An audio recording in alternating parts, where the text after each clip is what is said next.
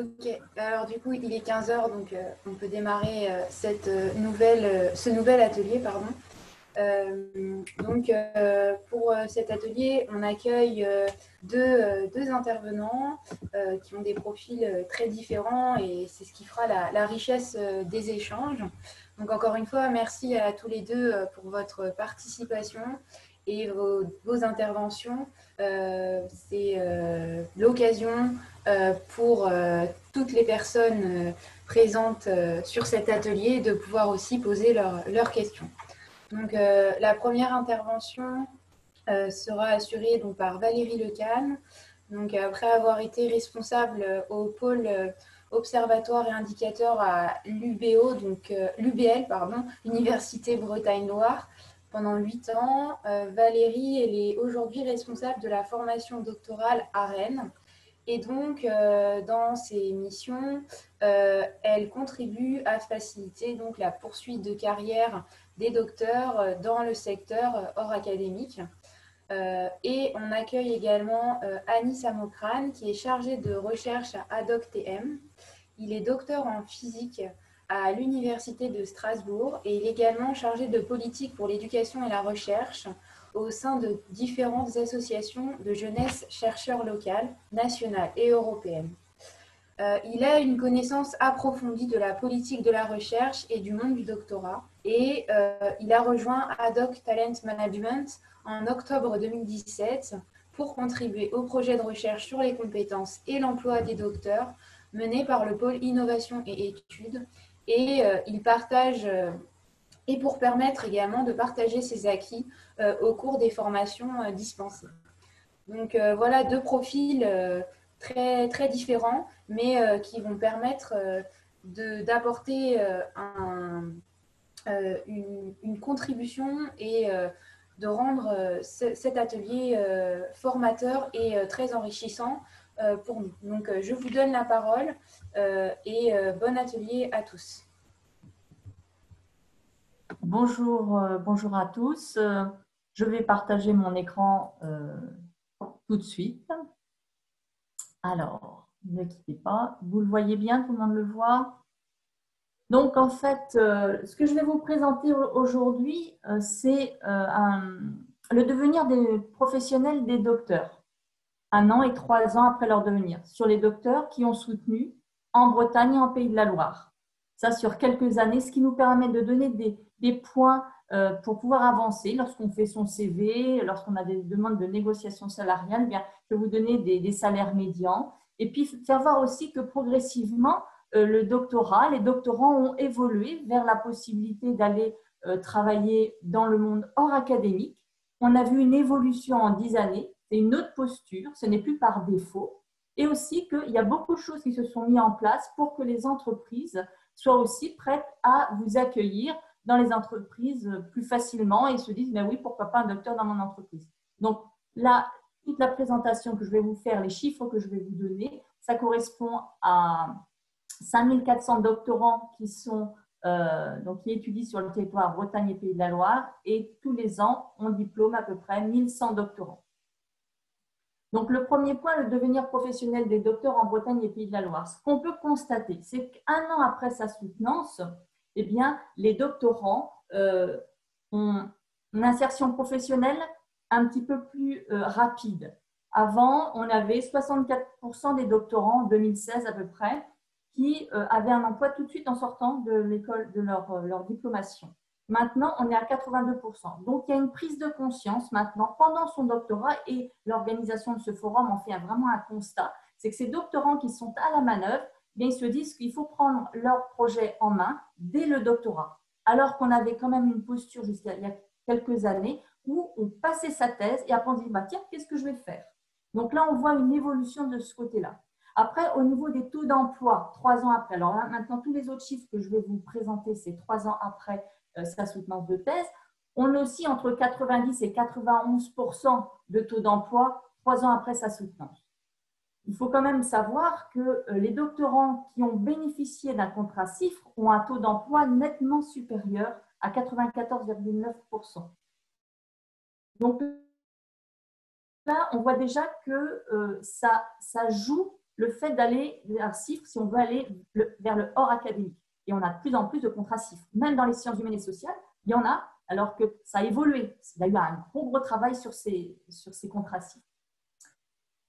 Je ne sais pas si vous avez eu le temps de suivre les ateliers ce matin ou la conférence ou les 2 tables rondes, mais en tout cas, ce qui est bien mis en avant, c'est que pour trouver du travail, c'est le réseau professionnel.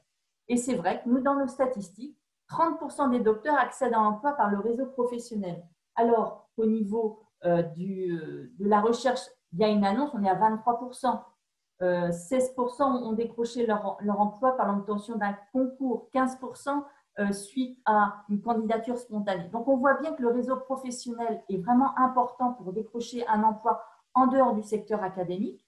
Ce matin, dans les ateliers, on parlait de cercles qui s'étendaient petit à petit en partant même d'un tout petit réseau de LinkedIn. Ça nous permet quand même d'évoluer et ça se constate et ça se vérifie dans les statistiques. Alors, je peux me permettre d'appuyer vraiment sur nos statistiques parce qu'on a des taux de réponse jusqu'à 70% de taux de réponse dans nos enquêtes. Donc, j'ai toute légitimité pour pouvoir vous donner ces éléments-là. Ce qu'on constate aussi, c'est que là, quand on a interrogé des doctorants en 2018 ayant soutenu en 2015-2016, eh bien, nous n'avions plus que 43% des docteurs qui travaillent dans l'enseignement supérieur et 16% dans la recherche, ce qui nous fait 60% qui sont dans la recherche, alors que le diplôme de docteur était vraiment organisé, pour travailler que dans l'académie. Donc, on voit bien que les docteurs commencent à rentrer dans le terrain aussi des entreprises, de l'entrepreneuriat au sens large. On a aussi des évolutions sur les localisations d'emploi. Donc, on voit qu'on essaye de rester quand même sur son territoire où on a soutenu sa thèse. Et qu'au niveau du travail à l'étranger, bien, il y en a moins. On part un peu moins travailler à l'étranger. On reste en France. Alors ça, c'est beaucoup d'éléments conjoncturels. On constate bien dès qu'il y a des difficultés. Bon, là, avec le Covid, c'est sûr qu'il y a un constat qui va être fait là, dans un an quand on va interroger les docteurs. Ça va sûrement jouer sur leur départ ou pas à l'étranger. Donc ça, c'est assez fluctuant, mais on reste quand même sur des taux de 30-37%. Par contre, ce qu'on constate, c'est que 20% des docteurs travaillant à l'étranger sont des Français et 63% des docteurs étrangers travaillent à l'étranger. Donc, en fait, on a quand même la population qui est formée sur notre territoire de nationalité étrangère qui repartent quand même dans leur pays ou en tout cas à l'étranger. Alors, il y a un autre point que je voulais soulever aussi, c'est les salaires nets mensuels médians. Alors, c'est un salaire que l'on calcule uniquement sur les salaires des docteurs qui ont un emploi en France et à temps plein. On ne prend pas les salaires des docteurs travaillant à l'étranger. On a trop de différences au niveau de la monnaie et autres. Donc, ce qu'on peut dire, c'est qu'on a un salaire net médian mensuel de 2 200 € par mois, hors prime et 13e mois. Alors, ce matin, la professionnelle qui expliquait comment négocier son salaire, c'est qu'il fallait faire une étude avant de pouvoir négocier son salaire. Des éléments comme ça existent. Alors, vous les avez par discipline, par école doctorale, sur le site de l'Université Bretagne Noire. Vous avez l'ensemble des données, ce qui vous permet aussi de voir en fonction de votre discipline où vous pouvez mettre le curseur. Après, c'est vrai que la difficulté de notre donnée, c'est que c'est un salaire net mensuel, qu'il faut le mettre en salaire brut annuel. C'est vrai que c'est là qu'on négocie au niveau salarial, mais quand on fait une enquête auprès des docteurs, on a beaucoup de mal, on a testé les 2 questions et les données ne sont pas fiables, il y a beaucoup trop de variantes, nos écarts types ne sont pas valables. Donc, on est obligé de rester sur cette donnée-là, mais qui permet de vous donner quand même des éléments de cadrage. Alors, une fois que je vous ai dit tout ça, c'est vrai que c'est des données macroéconomiques sur notre territoire. Ce qu'on constate quand même, c'est qu'on a plus de doctorants qui font des doctorats CIFRE. Donc, le titre que j'avais mis, c'est « Les docteurs mal connus des entreprises ». Et pourtant, on fait beaucoup de choses pour que les entreprises apprennent à vous connaître. Donc là, on a vu une évolution. Il y a plus de contrats CIFRE, donc les entreprises se disent « Et pourquoi pas ?» Oui, on va tester comme ça parce qu'il y a des questions qui se posent souvent. « Mais moi, je suis doctorant, je ne peux pas faire un stage dans une entreprise. » Non, ça ne se fait pas comme ça. Ce n'est pas comme en licence, master, on ne peut pas faire un stage. Donc, les contrats CIFRE sont là pour faciliter ce rapport à travailler dans l'entreprise. Alors, quand je dis entreprise, c'est entreprise au sens large. Ne prenez pas forcément que les entreprises techniques, ça peut être aussi des musées, ça peut être des instituts, voilà. Donc, il faut prendre ça dans le sens large. Depuis 2016, le poids des docteurs en emploi dans le secteur privé a augmenté de 11 points depuis 2016. En 2009, quand je faisais ces premières enquêtes-là, quand j'avais 300 doctorants dans un amphi, je leur demandais « Est-ce que vous envisagez d'aller travailler dans une entreprise ?» Si j'en avais un ou deux, ils me disaient oui, c'était vraiment pas beaucoup. Ou alors on y allait vraiment par défaut. Maintenant, on forme grâce aux écoles doctorales, aux collèges doctoraux qui existent, qui sont structurés, on organise des formations transverses pour vous donner aussi des éléments, des billes pour dire ben, je vais comprendre comment ça fonctionne dans une entreprise pour avoir cette posture, ça ne se fait pas comme ça. Donc, on va vous donner on vous forme au marketing, à la communication, à la gestion d'équipe, à la gestion de projet, pour vous aider justement. On voit maintenant que ça arrive et le docteur, arrivant sur le marché du travail et qui veut être hors académique, va donc avoir des clés et ça fonctionne parce qu'on voit que ça évolue et que ce n'est pas par défaut. C'est ça qui est important à retenir. On n'y va pas par défaut, sinon on n'y arrive pas.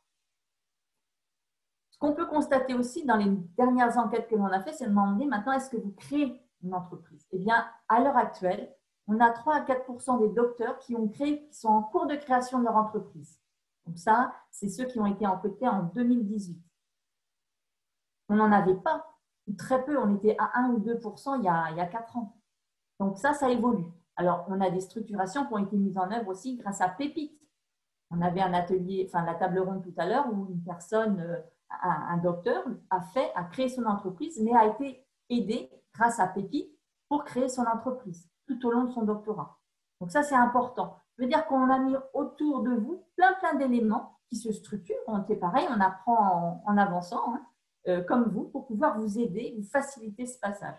En plus, il y a un autre outil qui a été mis en œuvre en février 2019, donc ce qui n'est pas très vieux, donc cet arrêté-là définit les compétences des diplômes du doctorat en inscrivant le doctorat dans le répertoire national de la certification professionnelle. Ce répertoire est indispensable quand on est en RH et que l'on veut chercher un emploi avec des compétences. On n'avait pas ce référentiel pour le docteur, puisqu'au départ, le doctorat était fait uniquement pour l'académie. On ne l'avait pas dans une entreprise. Donc, c'était un vide qui était très compliqué à combler. Sur quoi s'appuyer quand on veut recruter un docteur, alors que ce n'est pas notre métier, parce que parmi les RH, il n'y en a pas beaucoup de docteurs. Donc, tout ça fait qu'on a évolué dans le temps. On a maintenant des outils qui se mettent en œuvre. Et maintenant, on peut faire… Alors, j'ai plus beaucoup de temps, mais j'ai presque terminé. J'ai encore 2 slides. Mais le fait qu'il y ait plus de docteurs qui vont dans le monde de l'entreprise, de l'entrepreneuriat, on a pu commencer à faire des statistiques et des zooms parce qu'avant, c'était vraiment éparpillé. On avait du mal à recentrer sur des populations pour voir, mais finalement, ils font quoi en dehors de l'académie. J'ai réussi à trouver 2 profils. Il y a le conseil à expertise. On a 43 docteurs sur 765. Ce n'est pas encore énorme, mais ce qui nous permet quand même d'avoir une idée de ce métier-là et de voir que globalement, les postes sont quand même en Île-de-France. Ces métiers-là, on y répond, on trouve du travail en répondant à une annonce principalement.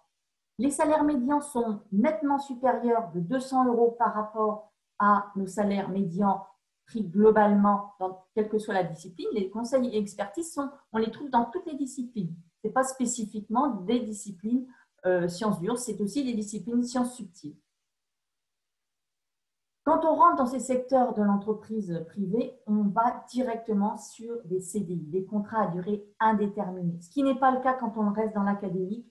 C'est très long, on reste sur des contrats à durée déterminée, des contrats très courts pendant 3, 4 ans, voire même 5 ans. Alors que dans le secteur privé, on rentre directement dans des contrats beaucoup plus pérennes.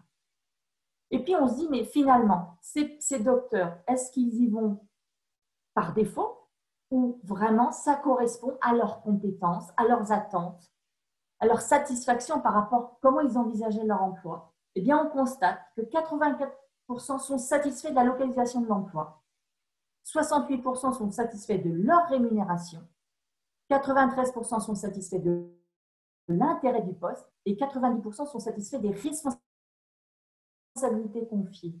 Ce qui ne sait pas les taux quand on regarde au niveau académique, 3 ans après avoir soutenu. La rémunération, souvent, n'est pas satisfaisante. Et puis, l'emploi exercé est-il en adéquation avec son secteur disciplinaire? Eh bien oui, à 67%. C'est étonnant, mais c'est une réalité. Donc, je pense que ça peut rassurer certains docteurs en disant, mais finalement, je suis dans une discipline qui me plaît, eh bien, je peux quand même l'exploiter, travailler à l'extérieur, sans forcément rester dans l'académie. Le niveau de la formation exigé, 71%, correspond à un niveau de doctorat. Donc voilà, il y a ce métier-là, conseil en expertise. Alors, on trouve dans des entreprises très, très variées. Hein. On va trouver ces profils chez Safran, chez Apinov, chez Sopra Steria, Eurofins, Opida, Coslin, Siberen. Alors, je ne sais pas si vous connaissez ces entreprises, mais j'en ai encore une liste. J'ai la liste de ces 43 entreprises diverses et variées, mais qui quand même fait voir qu'il y a un panel très large sur ce métier, conseil et expertise. Et il y a un deuxième métier, c'est le métier de la valorisation de la recherche. Là, on se retrouve plus sur un réseau professionnel qui a été bâti au départ par rapport à votre réseau recherche, doctorat. Et là, on est aussi sur des salaires qui sont meilleurs. On est plus répartis sur l'ensemble de la France pour ces métiers-là. Et on voit que 100% des docteurs ayant un métier dans la valorisation de la recherche sont satisfaits de l'intérêt du poste.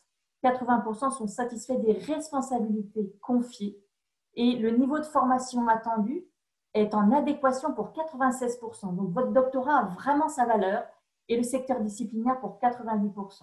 Donc, voilà, je vais m'arrêter là au niveau de ma présentation. Je vais laisser donc poser des questions. Donc, l'objet de cette présentation, c'était essayer de vous redonner des éléments de cadrage, où on va et qu'est-ce qui se met en place pour pouvoir vous aider pour aller de l'avant sur ces différentes thématiques.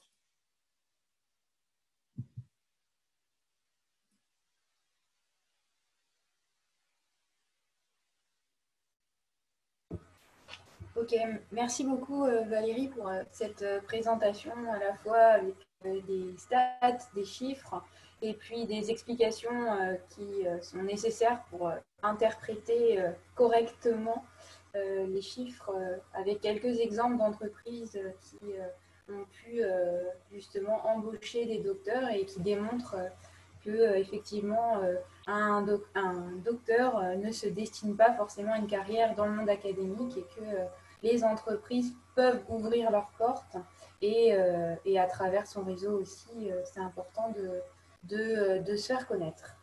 Donc on va passer sur la partie questions. Je vais donner la main à mon collègue et ça va permettre d'interagir avec l'ensemble des participants qui nous suivent. Donc, encore une fois, merci beaucoup Valérie pour cette présentation très intéressante. Alors, on commence à avoir beaucoup de questions qui arrivent. Alors, la première question qui a été posée et qui est effectivement très intéressante, c'est celle de Benjamin. Vous avez donné une statistique qui montrait qu'après 3 ans de thèse, 90% des docteurs avaient trouvé un emploi. Est-ce que vous savez ce qui est arrivé aux 10% restants? C'est-à-dire, est-ce que vous savez quelles difficultés ils rencontrent? Pourquoi ils n'ont pas d'emploi stable actuellement?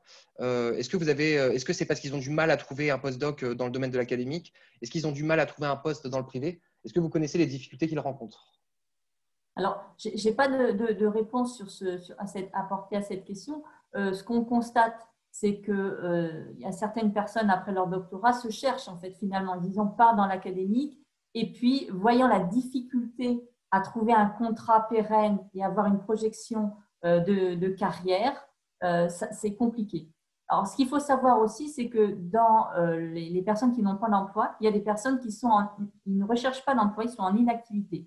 Alors, les femmes sortant, alors je vais prendre un peu ma casquette égalité femmes-hommes, mais on constate que les femmes 27-28 ans, c'est l'âge moyen où les femmes ont leurs enfants. Donc, il y a un temps où elles ne cherchent plus de travail, elles s'occupent de leur famille. Et donc, c'est pour ça aussi qu'on se retrouve avec pas 100% de l'emploi. Par contre, ce qu'on constate, c'est que dès qu'on est en crise économique, le seul diplôme qui tient la route et qui continue à trouver du travail, c'est bien les docteurs. Les autres, on sont dans des postures de la difficulté plus grande. Donc, on a quand même un diplôme qui tient la route, qui va tenir même quand on a des difficultés conjoncturelles. Par contre, on n'est pas à 100% parce qu'on a des personnes qui sont à la retraite aussi dans nos doctorats. On a donc ces éléments de création de famille. qui rentrent en jeu. Merci beaucoup pour votre réponse. C'est vrai que le sujet de la maternité est un sujet important après la thèse. On n'a pas eu le temps de trop l'aborder, mais effectivement, c'est une problématique assez importante de notre génération. Ensuite, il y a une question d'Emma qui voudrait savoir si vous avez plus de précisions sur les métiers des conseils en expertise, donc qui représentaient les 43 postes que vous aviez évoqués. Pouvez-vous en dire un peu plus sur les titres exacts des postes possibles, les fonctions, mais aussi les prérequis demandés pour pouvoir faire exercer ces métiers? Alors, quand on fait en fait les enquêtes, on leur demande simplement quel métier vous exercez. Et donc là, on propose. Et on n'a pas la précision de comment ils y sont arrivés. On sait simplement que 3 ans après, ils y sont arrivés. On a des entreprises, des grosses entreprises et des plus petites qui ouvrent ce genre de poste. Voilà, c'est simplement ça que je peux répondre. Ok. Du coup, ensuite, une autre question de Éléonore. Où travaillent les docteurs qui ont trouvé un emploi dans la valorisation de la recherche? Alors, ceux qui ont trouvé dans la valorisation de la recherche, on les trouve sur l'ensemble de la France et on les trouve dans des structures de responsables de plateformes, principalement, des directeurs scientifiques de plateformes et dans des chefs de projet d'innovation. Alors, question suivante d'un spectateur anonyme. Connaissez-vous des moyens pour avoir accès à une liste des entreprises qui embauchent des doctorants? C'est vrai qu'on n'a pas forcément, nous, des choses comme Monster, etc., des plateformes qui permettent vraiment spécifiquement de recruter des doctorants. Est-ce que vous connaissez peut-être des moyens, des sites internet ou peut-être des entreprises qui permettent de mettre en relation les docteurs avec les entreprises qui rechercheraient des docteurs? Alors, moi, j'ai en connaissance uniquement l'ABG qui a souvent des annonces de recherche de docteurs, mais c'est tout. C'est vrai que c'est vraiment le réseau qui fait la différence. Alors, ABG, est-ce que vous pouvez préciser ABG? L'association Bernard Grégory. Ok, donc on va préciser ça ensuite. Berman Grégory, ok. On voit aussi dans le chat qu'il y a le site PhD Talent, apparemment, qui semble être connu. Ensuite, ah oui, moi j'avais une question personnelle. Vous avez évoqué aussi le cas des doctorants à l'étranger. Vous avez évoqué qu'il y avait une légère baisse, mais malgré tout, ça reste, selon moi, relativement énorme, puisqu'on est à quasiment 30%, soit un tiers des docteurs qui partent travailler à l'étranger. Est-ce que finalement la mobilité est un argument énorme à faire valoir pour pouvoir travailler en entreprise? Alors, il y a plusieurs points. C'est-à-dire que souvent, quand vous allez à l'étranger, vous êtes souvent dans un postdoc. D'accord? Donc, petit à petit, le postdoc, il dure 1, 2, 3 ans. Donc, pour revenir en France, c'est compliqué. Donc, ça joue par rapport dans la question par rapport au nombre de docteurs qui partent à l'étranger. Donc, on en a moins parce qu'on se rend compte que quand on y va, pour revenir, c'est plus compliqué. Et la deuxième question, comment valoriser? C'est toujours pareil. Quand vous avez une expérience, c'est ces compétences-là qu'il faut mettre en avant. Et c'était bien exposé ce matin dans une table ronde lorsqu'on demandait mais comment je dois mettre en avant mes compétences, comment je dois faire. C'est un tout. Vous savez faire l'état de l'art et tout ce que vous avez pu faire, même faire le forum docteur entreprise, c'est une expérience. À l'étranger, c'est pareil, c'est une expérience. Et les entreprises où vous allez, de toute façon, il faut aller regarder, bien étudier l'entreprise où vous voulez aller. Et c'est là, toutes ces expériences, même à l'étranger, a toujours une plus-value pour vous. Okay, la seule difficulté, c'est qu'une fois que vous partez, il est très difficile de revenir parce que votre réseau, vous l'avez quand même un peu perdu. Oui, ouais. Ok, très bien. Une autre question de Flora. Concrètement, comment peut-on être accompagné par le collège doctoral pour notre avenir professionnel à la suite de notre soutenance? Quels ateliers proposez-vous, notamment dans le domaine de la médiation, communication ou de la vulgarisation scientifique? Alors, le collège doctoral forme pendant le doctorat, pas après. Donc ça, il faut en avoir bien conscience. Parce qu'après, on ne vient plus vous aider. Nous, les formations sont gratuites. Vous avez 100 heures à faire, mais vous pouvez en faire plus. Et tout ce qui est médiation scientifique, eh bien, on y a ma thèse en 180 secondes, qui est une formidable formation. On n'est pas obligé d'aller jusqu'au concours. On a un catalogue de plus de 150 formations qu'on vous propose. Qui sont organisées au niveau de Bretagne Noire, qui sont organisées au niveau du collège, au niveau d'une région, après qui peuvent être organisées au niveau d'un territoire, comme Rennes, par exemple. Donc, à ces niveaux-là, on a réussi à travailler sur notre territoire breton Pays de la Loire, qui n'est qu'un seul catalogue et vous pouvez piocher et tout est gratuit. Et il y a plein de formations sur la médiation scientifique, voilà. Donc ça, c'est vraiment une chance que vous avez. Il faut s'en saisir et ne pas se dire finalement, ben, je verrai ça après. Et c'est souvent quand on dit l'après, eh ben, c'est trop tard. En tout cas, pour bénéficier de ces formations qui vous sont offertes, en fait, par les collèges doctoraux, par les écoles doctorales. D'accord, donc il faut vraiment penser son projet en amont pour pouvoir obtenir le soutien du collège doctoral, quoi. Voilà, alors Ouais. l'objectif là, notre prochaine accréditation, on est en train de travailler pour que les doctorants qui arrivent en première année de doctorat travaillent un plan individuel de formation en disant je veux faire quoi, je vais y réfléchir et là on va pouvoir échanger avec eux et les aider à construire ce parcours de formation en plus de la thèse. Et pas y aller au petit bonheur la chance, on dit tiens ça m'intéresse, ça m'intéresse, mais construire vraiment des parcours. Et là, donc, on dépose un appel à manifestation d'intérêt, ça va s'appeler Esprit d'entreprendre, pour pouvoir avoir des fonds pour vous aider à structurer vos parcours et vous aider au mieux et encore plus vers l'entrepreneuriat. Très bien. C'est vrai que nous, en tant que doctorants, finalement, la personne qui nous dit qu'on doit faire ces heures de formation, c'est notre directeur de thèse. Et la plupart du temps, comme il ne connaît pas grand-chose en dehors de l'académique, il nous dit tu prends les plus faciles, celles qui arrangent au niveau des horaires. Et on n'a pas forcément de construction cohérente des formations. Voilà. Et oui, effectivement. Mais donc, il faut bien penser ça ouais, en amont plutôt qu'après la soutenance. Alors, je voulais rajouter juste une petite chose. C'est vrai que votre interlocuteur, c'est votre directeur de thèse. Il ne faut pas oublier que votre directeur de thèse, pendant que vous êtes en postdoctorat, vous continuez à publier, vous continuez à travailler sur son sujet souvent, parce que c'est quand même une collaboration. Et donc, oui, il a tout intérêt à vous pousser vers le postdoc. Alors, il est tout à fait déçu quand vous dites, bah non, je ne vais pas faire un postdoc, je vais aller travailler hors académique. Donc là, c'est pour ça qu'il faut vraiment se dire, moi, c'est mon projet professionnel. J'ai ma thèse, effectivement, mais il faut prendre son projet professionnel pour soi et le construire pour soi. C'est important puisqu'il est jugé parti à un moment donné, votre directeur de thèse.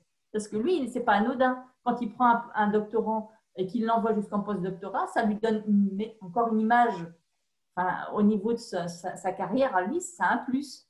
Donc, vous allez travailler dans l'entreprise, souvent, ce n'est pas le cas. Ouais. Alors, une autre question un peu plus terre à terre.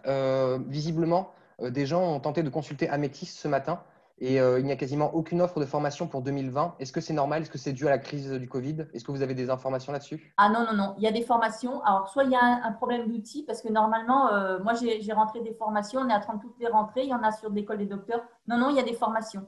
Donc, peut-être qu'il y a eu un plantage. Je ne sais pas. Là, je n'ai pas eu l'information ce matin. Mais ils y sont normalement.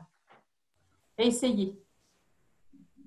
Si je peux me permettre d'intervenir, effectivement, je suis en train de vérifier en parallèle et effectivement, elles sont visibles, on peut s'inscrire et les sessions. Donc voilà, du coup, la question est répondue. Les formations sont bien disposées, ce qui n'était peut-être pas le cas. Il y en avait peut-être un choix moins important la semaine passée. Mais là, effectivement, en les consultant, eh ben, c'est possible. Donc, parfait. Voilà. On vient de me dire de l'oreillette aussi quelqu'un qui vient d'arriver pour me dire qu'apparemment ça a été mis à jour. Donc voilà, c'est les aléas du direct. Donc merci beaucoup Valérie. À moins qu'il y ait d'autres questions, n'hésitez pas en utilisant la fonction Q&R. Alors oui, j'ai une question de Lucas. Existe-t-il, comme pour les ingénieurs, des entreprises d'intérim qui recrutent des docteurs pour les louer aux entreprises? Alors, je ne connais pas ça. Par contre, ce qu'on met en œuvre et qu'on essaye, nous, de démultiplier, c'est d'organiser des formations qui s'appellent Regard croisé. On appelle ça formation, ça vous permet de rentrer dans un cadre. Mais en fait, c'est des entreprises qui ont des vraies problématiques. Et on met autour de cette problématique 5 doctorants de disciplines différentes et j'y tiens. Et ce qui permet à vous d'apprendre comment fonctionne une entreprise et vous mettre en posture par rapport à une vraie problématique. Et là, on apprend à se connaître et c'est une très riche expérience. Et c'est plutôt sur ces points-là que nous, on essaye d'agir. Mais des entreprises qui prennent en stage des doctorants, ça, on n'a pas cette possibilité. Vous pouvez aller en mission, mais alors ça donne dans un cadre académique très, très lourd et souvent, ça décourage les entreprises. Ok. Donc, est-ce qu'il y a d'autres questions? On a encore le temps pour une ou deux questions, si vous avez envie d'en poser, en utilisant l'outil Q&R. Sinon, on peut passer, comme il est l'heure, on peut passer au prochain intervenant, donc Anis Amokram. Merci. Merci beaucoup Valérie pour cette très bonne intervention. C'était très intéressant. On n'a pas eu de problème technique, on a eu peur au début, mais tout va bien. Merci beaucoup. Donc, Ok, donc du coup, merci effectivement Valérie. Et donc, on passe la main donc à notre deuxième intervenant, Anis Amokrane. Donc, on est toujours sur la même thématique. Au même titre que nous l'avons fait avec Valérie, notre intervenante précédente, 15 minutes pour présenter et ensuite on se laisse 15 minutes pour pouvoir échanger à partir des questions qui émergeront des participants. Voilà, je vous laisse la parole. Parfait. Merci beaucoup, merci Claire, merci Timothée. Bonjour à toutes et à tous. Alors, je partage mon écran et il est là. Voilà, donc en fait, comme ça a été dit auparavant par Valérie, vous avez énormément de formations au sein de vos écoles doctorales, enfin via la formation doctorale.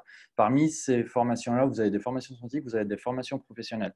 Les formations professionnelles, elles deviennent obligatoires. Elles n'étaient pas obligatoires en fait au tout début. Avec le temps, en fait, elles devenaient obligatoires parce qu'on s'est aperçu que les doctorants avaient une méconnaissance sur leurs compétences, une méconnaissance sur leur valeur ajoutée, une méconnaissance sur l'entreprise, et ça leur portait défaut parce qu'un docteur, du coup, fraîchement docteur, qui va vers l'entreprise aura un vocabulaire complètement différent de celui de l'entreprise. Et ça fait peur. Ça fait peur à l'entreprise.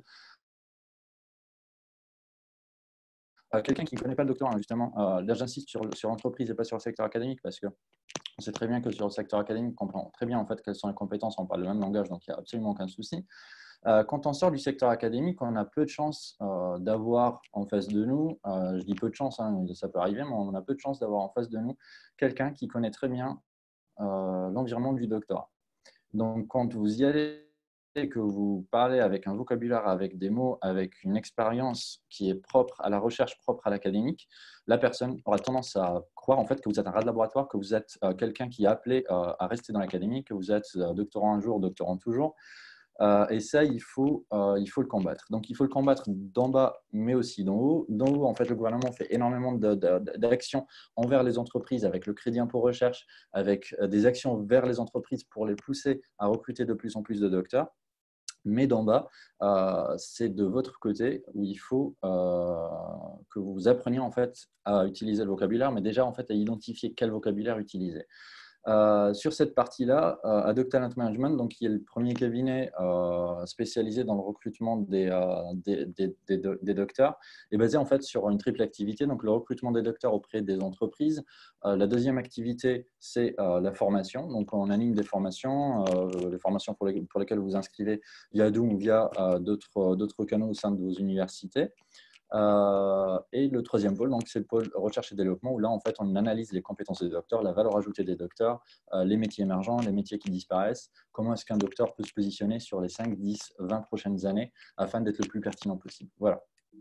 Pour aller un peu plus dans le contexte de la nécessité de connaître ces compétences. Les compétences, en fait, font partie de ce qu'on appelle les trois sphères du projet professionnel. Un projet professionnel, en fait, c'est l'intersection entre vos aspirations, vos motivations, entre les compétences, les qualités que vous avez développées au cours de votre carrière, et enfin, en fonction des attentes du marché de l'emploi. Je ne vais pas trop m'attarder en fait sur les aspirations et les motivations. Ça, c'est une question en fait qu'il faut vous poser à tête reposée évidemment parce que c'est vraiment personnel. La troisième, donc sur les attentes du marché de l'emploi, c'est pas le cœur du sujet, mais c'est extrêmement important en fait de savoir qu'il faut connaître le marché de l'emploi avant de se jeter directement dedans. On ne va pas se lancer en fait dans une piscine où on sait très bien en fait qu'elle va être fermée, qu'il n'y aura pas d'eau dedans. Il faut plutôt miser en fait sur un marché en fait qui est plutôt florissant, sur un marché en fait où on sait très bien que ça va croître positivement, où on peut se positionner encore une fois dans les 5-10 prochaines années. Et enfin, le deuxième, donc le cœur de cette courte présentation, c'est sur les compétences. Les compétences des docteurs, en fait, on a des compétences qui sont extrêmement larges. La définition en fait des compétences, c'est les compétences qui sont acquises par la pratique de la recherche. C'est des compétences qui sont liées à toutes vos expériences, donc activités associatives et loisirs. Donc, si vous faites partie en fait, d'une association ou autre, ça aussi en fait, ça va vous aider à développer énormément de compétences, que vous soyez enfin, dans des activités en fait, de loisirs, mais aussi des compétences que vous avez acquises durant votre vie, évidemment.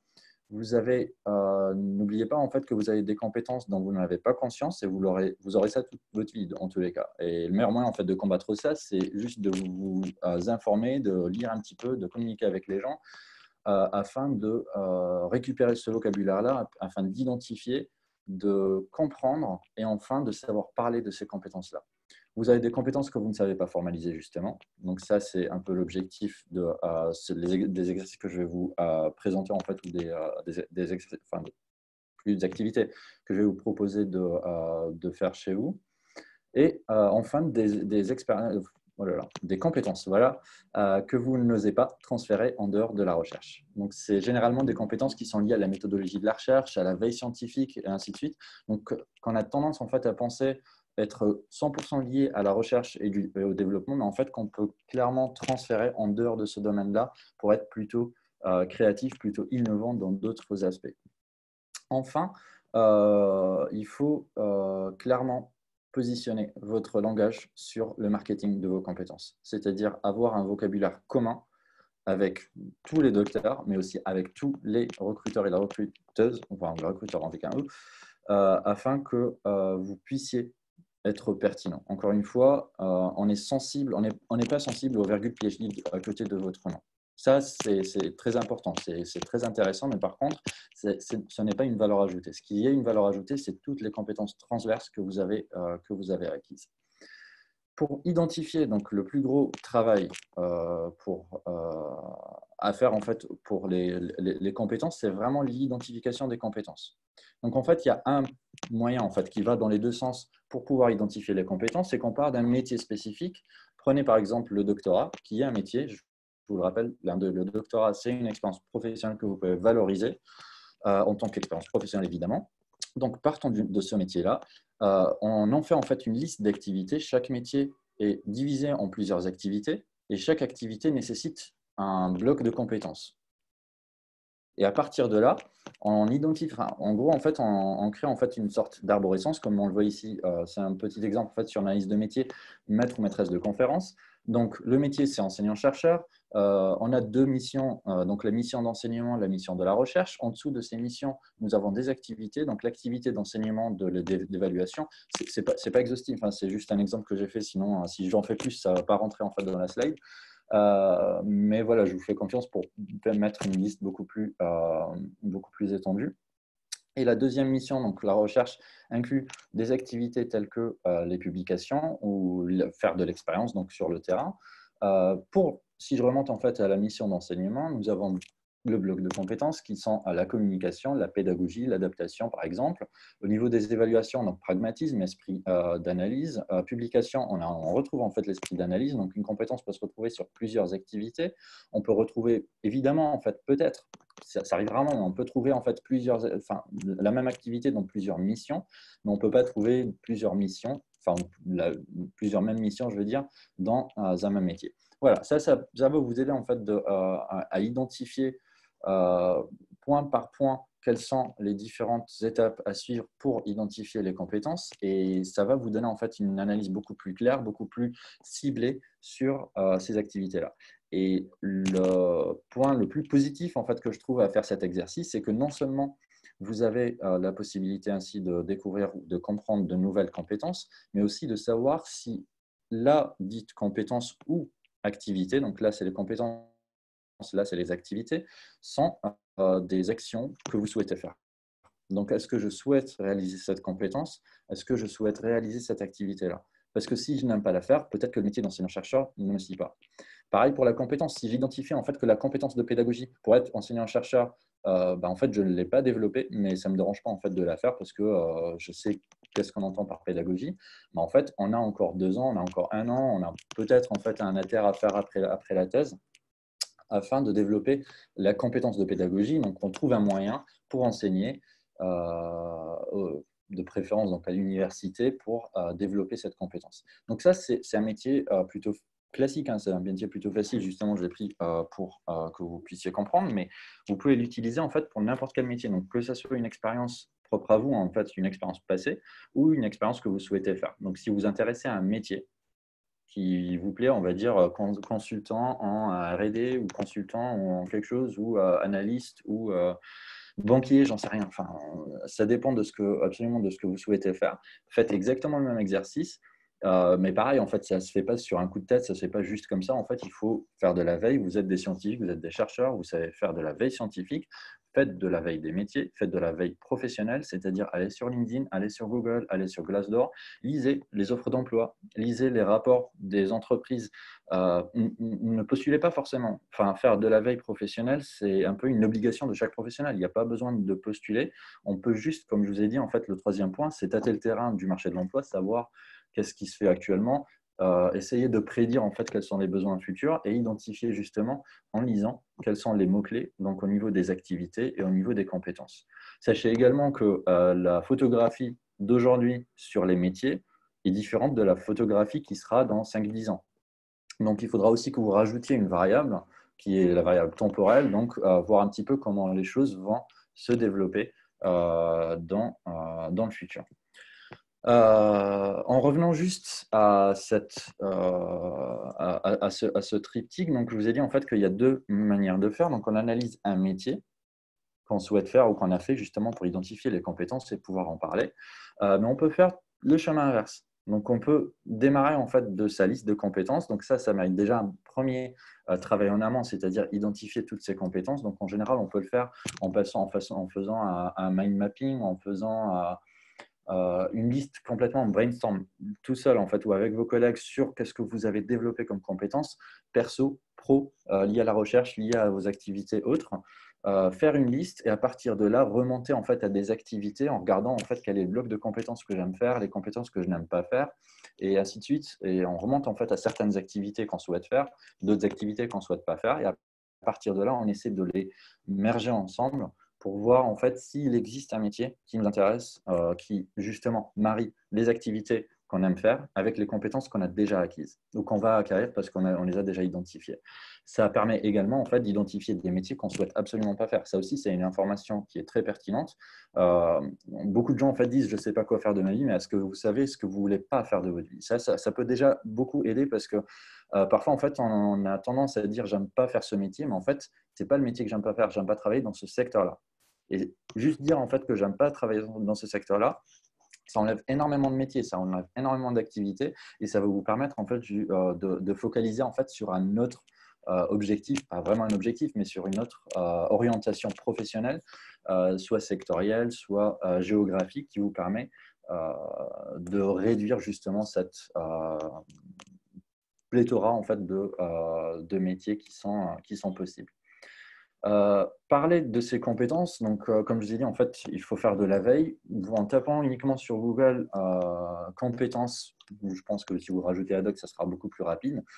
Vous tombez en fait sur cette liste de 31 compétences. Donc, on a déjà fait le travail en amont. Hein. C'était une enquête nationale qu'on a réalisée. On a demandé aux docteurs de répondre sur texte libre sur les compétences qu'ils ont développées pendant le doctorat qu'ils trouvent utiles.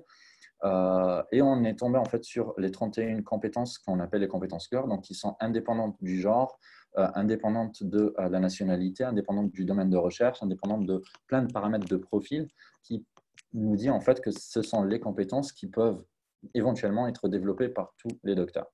Donc, piochez déjà dans cette liste-là, essayez d'identifier l'exercice que je propose vraiment à tout le monde de faire, c'est de prendre chaque compétence qui est ici, plus les compétences que vous avez développées, de la définir, parce que ma définition de capacité d'analyse peut être différente de votre définition de capacité d'analyse.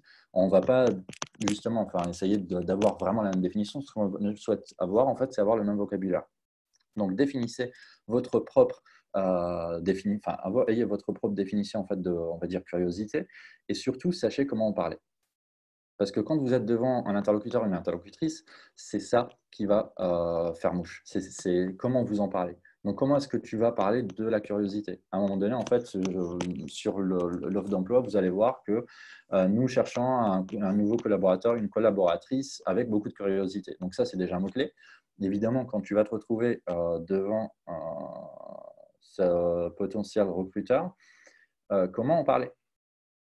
Tout le monde va dire qu'ils ont l'autonomie, évidemment. Mais qu'est-ce qui sera différent enfin, par rapport à votre profil, qu'est-ce qui est différent? Donc, en gros, raconter une histoire, raconter une expérience que vous avez réalisée pour acquérir cette compétence. Il y a d'autres compétences qui sont beaucoup plus faciles. Quand on parle de langue, dites que vous avez publié en anglais, ça suffit largement pour dire que vous avez fait des langues, communication écrite.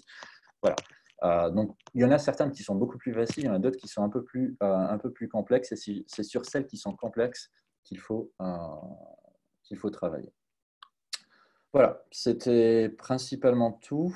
Je suis open aux questions du coup pour clarifier un petit peu plus s'il faut. Merci beaucoup, Monsieur Mokran, pour cette présentation extrêmement innovante, je trouve. Alors, si vous avez des questions, n'hésitez pas à poser-les en utilisant la fonction Q et R. Moi, j'aurais une question quand même. Moi, je trouve ça extrêmement novateur, hein, cette idée de déconstruire les métiers pour en faire une somme de compétences. En revanche, je pense que c'est très faisable pour nous, c'est-à-dire pour le métier de docteur et même de tout notre parcours professionnel, pour lister les compétences qu'on a obtenues. Mais vous conseillez à plusieurs moments de le faire pour les métiers dont on a envie de faire ou tout simplement qu'on n'a même pas envie de faire. Mais c'est beaucoup plus difficile parce qu'on évolue. Vous le savez, hein, d'ailleurs, vous êtes un profil intéressant parce que vous êtes vous-même dans l'académique, hein, c'est-à-dire que vous travaillez en tant qu'enseignant-chercheur ou directeur de recherche dans l'académique, non, à Strasbourg? Non, je ne le suis plus. En fait, Ah, vous ne ça le faites plus, fait un d'accord. moment que je ne suis plus là, je suis dans le privé Ah, ok, d'accord. depuis 2017. Et le problème, c'est que dans l'académique, en fait, on aurait du mal, je pense, à dérouler et à déconstruire un métier parce qu'on a du mal à s'en rendre compte comme on a évolué que dans le public. Alors, comment vous Tout à faites, fait. comment Ouais. vous conseillez de se renseigner, de comprendre les métiers avant de pouvoir savoir si on a les compétences requises? Littéralement faire de la veille. Donc, en allant discuter avec les gens, en participant à des forums d'emploi. Encore une fois, ce n'est pas parce qu'on est dans l'académique qu'on doit rester dans l'académique. Je veux dire, on peut rester dans l'académique professionnellement parlant, mais on peut sortir de sa coquille quand il s'agit de faire du réseau, quand il s'agit en fait d'aller à la rencontre de nouvelles entreprises. Parce qu'aujourd'hui, en fait, on a beaucoup de collaborations privées, publiques. Donc, à un moment donné, on va à la rencontre de ces entreprises-là, on va à la rencontre des startups, on va à la rencontre de docteurs, de personnes qui recrutent des docteurs pour voir en fait tâter le terrain encore une fois pour voir quels sont leurs besoins et à partir de là on peut construire justement notre trame en discutant avec les gens littéralement on peut leur demander quel est votre quotidien, enfin voilà, quel est votre quotidien au sein de votre entreprise ou dans votre travail. On récupère quelques mots-clés, à partir de là on peut déjà avoir une préconstruction des activités liées à ce métier-là. Ensuite, on fait pareil, en fait, notre propre recherche. Après, je ne dis pas en fait de faire tout l'exercice pour chaque métier. Il faut le faire en fait dans les métiers qui nous intéressent. Donc, quand on va parler avec les gens et qu'ils nous racontent déjà leur quotidien professionnel qui est déjà intéressant, là, on va chercher un peu plus. Si déjà le premier screening, en fait, il n'est pas intéressant, je ne vois pas trop l'intérêt en fait, d'aller plus loin, sauf si on n'a pas d'autre chose à faire. Mais en gros, il faut prioriser et prioriser via les emplois en fait, qui nous intéressent. Et là, c'est vraiment la veille. En fait. C'est lire en fait, des magazines professionnels, lire des revues, suivre en fait, quelques MOOC, suivre des podcasts. Il y en a pas mal de podcasts. Aller sur l'APEC, l'Association pour l'emploi des cadres. Il y a pas mal de publications qui sont extrêmement intéressantes pour les professionnels, donc pour les cadres. Pas tout le temps applicable aux docteurs, hein, on est bien d'accord là-dessus, mais qui serait intéressant justement pour récupérer ce vocabulaire-là, pour récupérer la bonne méthodologie. Très bien, merci beaucoup. Alors, on va prendre aussi une question d'un spectateur qui demande, est-ce que les services que vous offrez donc via Adoc aux doctorants sont-ils gratuits? Alors, ils sont gratuits. Par contre, il faut savoir que Adoc, comme plein d'autres entreprises, en fait, on travaille en ce qu'on appelle B2B, c'est-à-dire business to business, qui veut dire en fait qu'on travaille avec les entreprises ou avec les institutions, les organismes. Donc, nous, on ne travaille pas avec les doctorants. On aimerait beaucoup, mais vous savez qu'il y a près de 15 000 nouveaux doctorats par an et 60 000 doctorants, ce qui est beaucoup, même si on aime beaucoup, on n'est que 8 dans le staff, on ne pourra pas gérer ça. Mais ce qu'on fait, en fait, c'est qu'on travaille avec les entreprises. Donc, une entreprise qui recherche une main-d'œuvre, donc un talent, un innovateur, vient nous voir en fait en disant en fait on recherche ce type de profil. Généralement les entreprises recherchent ce qu'on appelle des profils aliens, donc des profils qui n'existent pas, 10 ans d'expérience professionnelle mais qui a 20 ans, avec un doctorat et tout ça. Nous en fait on les accompagne déjà à restructurer en fait le profil pour être quelque chose de plus réaliste. On essaie de pousser un peu plus le doctorat évidemment parce qu'on a, comme je vous ai dit, en fait beaucoup d'entreprises qui n'ont pas vraiment cette notion ou cette logique en fait de comprendre le doctorat comme étant pas uniquement faire de la recherche mais toutes les compétences transverses, donc la liste qu'il y a ici.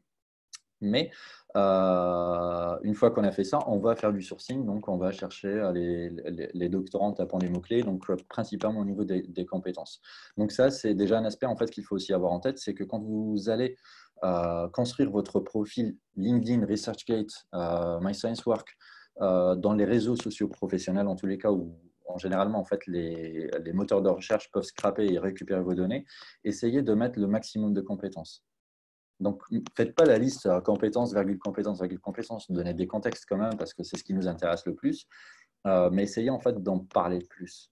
De ne pas dire je fais de la recherche, je suis scientifique. Ça, tout le monde le fait en fait. Il y en a 15 000 par an de nouveaux. Donc, ça va pas te faire sortir en fait du lot.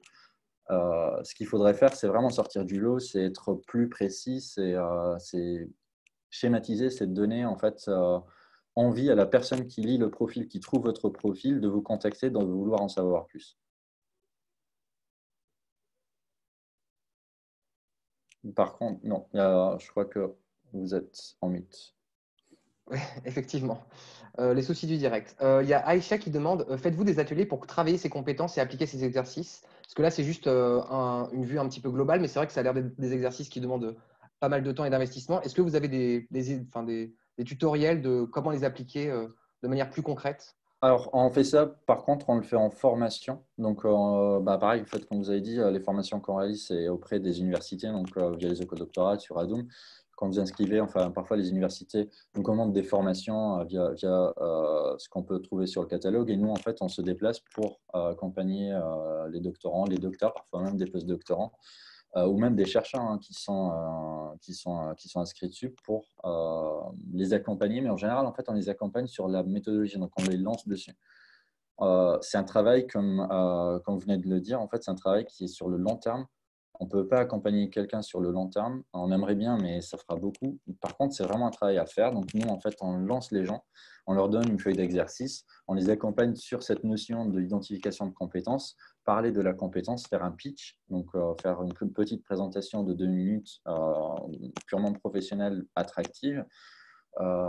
Mais après, nous, on donne juste les outils et c'est vraiment à chaque individu de travailler ça derrière. Ce n'est pas un travail en fait, qui est rapide, ce n'est pas un travail qui est ultra difficile, c'est un travail qui prend du temps, où il faut être persévérant. Si jamais ça nous gave, en fait, il faut juste reculer un petit peu, prendre de l'air et puis essayer de refaire. Donc, il faut être quand même un petit peu persévérant pour pouvoir, encore une fois, sortir du lot. Moi, j'avais une autre question qui m'a un peu fait tiquer, c'est quand vous avez dit il faut aussi étudier le marché du travail, essayer de le prévoir dans 20 ans. Alors, à moins d'être expert BFM TV, et encore, ils n'arrêtent pas de se planter, c'est quelque chose qui est difficile quand même, comprendre le marché du travail aujourd'hui. Comment vous conseillez quels renseignements, les plus grands renseignements vous conseillez d'emmagasiner sur le marché du travail? Alors, premier conseil, c'est d'arrêter de regarder BFM TV pour le coup. Et le deuxième, c'est en fait de ne pas avoir une photographie actuelle. Si tu as une photographie actuelle, tu ne peux pas voir les tendances. Pour pouvoir voir les tendances, en fait, il faut voir hier, aujourd'hui, demain, après-demain. Donc, il faut faire un suivi. C'est pour ça en fait, qu'il faut toujours être à l'écoute du marché de l'emploi, même si on n'est pas à la recherche d'emploi. Donc, savoir en fait ce qui se passe, savoir quelles sont les recherches actuelles. Et on se dit, enfin, juste en lisant, parce qu'on s'intéresse forcément à un métier spécifique, à des secteurs spécifiques, à des entreprises spécifiques. On voit en fait quels étaient leurs besoins il y a une semaine parce qu'on a commencé à chercher. On veut avoir en fait comment c'est dans 6 mois, dans l'année qui suit, parce qu'on lit aussi toutes leurs publications, ainsi de suite. Et au bout d'un an, en fait, on aura déjà une vision globale sur l'année précédente. Et on peut identifier déjà les tendances. Donc, à partir de là, c'est déjà une première information. Donc, on peut déjà analyser les tendances. Encore une fois, c'est plutôt subjectif. Enfin, c'est plutôt de l'analyse qualitative. Voilà. C'est pas quantitatif. On ne peut pas dire exactement quelle est la recherche, quelle est exactement la compétence, mais ce sera toujours des tendances. À côté de cela, en fait, il y a beaucoup d'études. On va sur Honnête, par exemple. C'est O*NET. Donc, il y a une base de données américaine sur les compétences qu'il faut analyser en fait de manière très particulière quand on est des docteurs parce que c'est une base de données sur les métiers, sur les compétences de tous les métiers. Et du coup, il faut faire des filtres, il faut aller chercher vraiment de l'information pour savoir toucher justement les docteurs. Et là, en fait, on peut voir quels sont les tendances, donc quels sont les secteurs qui recrutent le plus, quels sont les diplômes qui sont les plus recherchés, quelles sont les missions les plus demandées en fait pour ces métiers-là. Et pareil, en fait, on regarde si il y a plus de demandes aujourd'hui par rapport à il y a 10 ans. Et là aussi, ça veut dire en fait que c'est une tendance à la hausse. On peut tracer, parce que du coup, en fait, c'est des données qui sont libres. On peut télécharger ça, on peut tracer notre propre courbe. Et pareil, en fait, essayer de prédire ce qui va se passer l'année prochaine. Pareil, en fait, on n'est pas à l'abri des surprises. Enfin, on ne pouvait pas prédire le Covid, ça a foutu quasiment tout à plat. Mais voilà, enfin, comme je dis, en fait, ça sera toujours des prévisions qui seront sujettes aux catastrophes en fait, qu'on ne peut pas prédire. Mais pour ça, moi, ce que je conseille en tous les cas, c'est de ne jamais avoir un seul projet professionnel, c'est d'en avoir plusieurs. Plusieurs, pas 26. On a un plan A, plan B, plan C. Voilà, ça suffit largement parce que ça va prendre énormément de temps d'avoir 3 projets professionnels avec une priorisation évidemment pour le plan A. En disant ok, bon, bah, je vais finir le plan, enfin, je vais continuer à m'investir pour réaliser le plan A, mais en parallèle, je vais quand même travailler le plan B si jamais le plan A il foire. Et pareil, en fait, en moindre mesure, on travaille sur le plan C à côté afin de justement éviter de tomber très bas justement quand les choses vont mal. Si le plan A, je veux dire, ne fonctionne pas. Très bien. Bah, alors, une dernière question avant d'arrêter le live et de partir sur le parcours inspirant. Vis-à-vis de toutes ces compétences, est-ce que vous avez une idée de comment les mettre en forme sur un CV? Une fois qu'on a fait la somme de toutes ces compétences, d'un point de vue formel, d'un point de vue pratique, comment est-ce qu'on arrive à se vendre en tant que détenteur de ces compétences? Alors, il faut savoir en fait qu'un CV, c'est lié à une offre d'emploi. Vous êtes à un niveau en fait où vous ne pouvez plus envoyer un CV bateau. Vous ne pouvez plus envoyer un CV générique ou un CV à 15 entreprises. Chaque entreprise, maintenant en fait, on regarde vraiment votre profil. On regarde parce que vous êtes des talents, vous êtes vraiment des sujets particuliers. Du coup, on regarde de près. Et si on voit en fait que ça ne matche pas l'offre d'emploi, on va l'acheter. Donc, il faut que chaque CV soit lié à une offre d'emploi. Donc, il faut récupérer en fait les mots-clés du CV, essayer de les faire ressortir avec vos propres mots de l'offre d'emploi, essayer de les faire ressortir sur votre CV. Pas forcément les mêmes mots, évidemment. Enfin, on peut schématiser. En gros, en fait, sachez que c'est toujours une personne derrière qui comprend ce que vous dites. Donc voilà, dites un petit peu que vous savez, que vous avez compris ce qu'il y a sur l'offre d'emploi, que votre CV montre que vous avez développé ces compétences-là.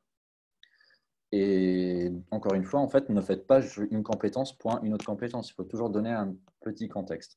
Il n'y a pas besoin de donner toutes les compétences d'un coup. Ça, c'est ultra bourratif en fait à lire. C'est pas ce qu'on recherche. Mettez uniquement ce que vous pensez pouvoir jouer pour vous. Donc, encore une fois, en fait, il faut que vous nous donniez l'envie en fait d'en savoir plus. Ne mettez pas toutes les compétences, sinon tout le monde va mettre toutes les compétences, il n'y aura absolument aucune différence. Ce qu'il faudrait faire, c'est vraiment sélectionner parmi ça et parmi vos autres compétences, celles qui sont liées à l'emploi, celles qui sont liées à votre profil, et vous savez très bien que ça sera une valeur ajoutée extrême pour cet employeur, et là, vous les mettez sur le CV. Et les autres compétences donc, que vous souhaitez quand même vendre, mais que vous n'avez pas la place de les mettre dans le CV, ben, en fait, celle-là, c'est à mettre pendant les entretiens. Donc, toujours donner l'envie en fait, à la personne d'en savoir plus. Et quand vous avez chopé il faut justement cette personne pour un entretien, là, vous pouvez tout déballer en disant, bah voilà, en fait, voilà, je te raconte ma vie, ça va prendre 1 heure, mais ça vaut le coup. Se rendre unique en fait, hein, vis-à-vis des compétences. Ouais, ok. Tout à fait. Bah, merci beaucoup pour cette excellente présentation. C'est quelque chose que je découvre complètement. C'était vraiment très intéressant. Donc, merci beaucoup, Monsieur Amokran. Je vais donc repasser la main à Claire pour conclure la table ronde, l'atelier. Et ensuite, je vais vous mettre dans le chat le lien Zoom vers la prochaine étape qui est donc le parcours inspirant. Donc, merci beaucoup et merci à tous de votre participation. Merci, au revoir. Alors, du coup, merci. Je vous remercie également tous les deux pour vos interventions, à la fois sur vos 15 premières minutes qui ont permis de faire émerger des questions, mais aussi les réponses que vous avez apportées qui sont importantes et qu'il faut toujours prendre dans leur contexte. Et ça permet de relativiser, de prendre du recul aussi par rapport à notre parcours et je pense que dans ce qu'on peut retenir aussi, c'est avoir plusieurs plans. On a un projet professionnel, on a des compétences qui sont pluridisciplinaires et qui sont transposables dans différents contextes. Et ça, je pense que c'est une clé aussi. Et c'est un vrai travail de se valoriser et d'être en mesure de s'appuyer sur les compétences qu'on a acquis et de faire ce lien justement avec le monde de l'entreprise. Voilà, et merci aussi à Valérie pour les précisions, surtout avec des chiffres qui parlent. Et ça, je pense que c'est important d'avoir des enquêtes qui permettent à chacun perspective pour la suite. Donc, encore une fois, merci pour vos 2 interventions et pour la qualité surtout de vos interventions et les retours d'expérience que vous avez et autour desquels vous avez pu témoigner pour répondre à l'ensemble des participants. Donc, à très bientôt et encore merci à vous. Au revoir. Merci beaucoup. Au revoir. Au revoir.